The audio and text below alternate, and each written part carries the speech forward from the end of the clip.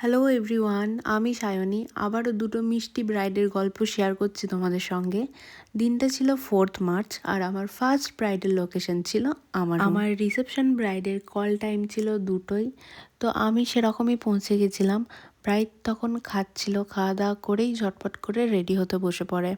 আর তোমরা অবশ্যই ফাইনাল লুকটা দেখে বলো কেমন লাগছে। ব্রাইড এবং ব্রাইডের হাজব্যান্ডের দুজনেরই লুকটা খুব ভালো লেগেছে এবং ব্রাইডের হাজব্যান্ড আমাকে বলেছে যে দুটো লুকের যদি কম্পেয়ার করতে হয় তাহলে অবশ্যই রিসেপশনের লুকটা বেশি ভালো হয়েছে এবং ব্রাইডকে খুব মিষ্টি লাগছে।